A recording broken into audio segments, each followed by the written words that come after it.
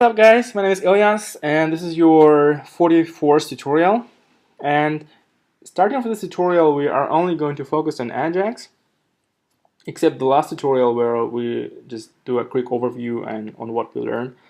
So in this tutorial we are going to talk about in which cases you would use AJAX and in which not, because I don't want you guys to learn the wrong stuff and use AJAX in every case. So I was asked the question, can we use AJAX or jQuery with AJAX to load an image externally? And the answer is yes, we actually can, but this is not something you want to do using AJAX because there is a way simpler way how to do that. Alright, here I have a button and a blank image, just an image element with the source of null.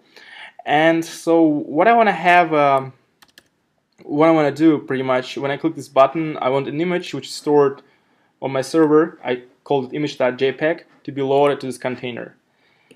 And the simplest way to do that is to select this container, which ID is container, and just set it attribute of source to the file name.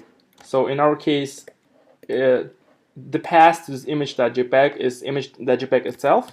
So I just copy its name and I paste it in the second parameter. So what it does, it just simply grabs the source attribute of this image container and replace this value, which is empty currently, to this value. So it automatically gets like this. So this is what jQuery will do for us. So let's see if it works. I just click Go jQuery and we see that this image was loaded asynchronically, and we didn't use jQuery with AJAX for that. So this is one of the examples where you wouldn't use AJAX to load something, to load a resource, because you can just simply set its source attribute.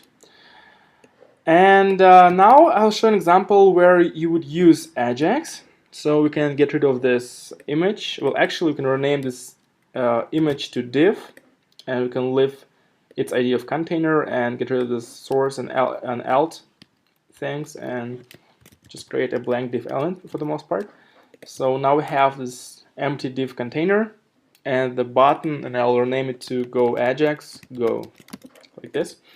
So you can use AJAX to load some pieces of HTML code to your web page. And right here I have an HTML document which I called sample.html, and it just basically has, I'll just open it for you guys in the browser, just the list with items and stuff. And let's just imagine we want to add some piece of external HTML code to our web page using AJAX. And this is something where, of course, we have to take advantage of AJAX. So let's just start doing that. And you know, the simplest way to do that is to use this get function, because this get function is very simple. You just, well, what you do, you just go like this. You you just write the path to this document you're requiring, which is sample.html, and the second parameter is a function which will run when the request is over. And this data parameter is a variable, and it contains the contents of this sample.html document. So we can just go ahead and display it to the container. So we can just go ahead and set the container and say container.html should be equal to this data. Now let's just go ahead and test it. I'll just click Go AJAX Go, and AJAX loaded the things for me. So these are like the most simple, like the simplest ways how to use AJAX using this get function. And the other common functions which we use in jQuery to work with AJAX are post, and we already use this post function. It creates just a post request to the server, and there's also a function called AJAX.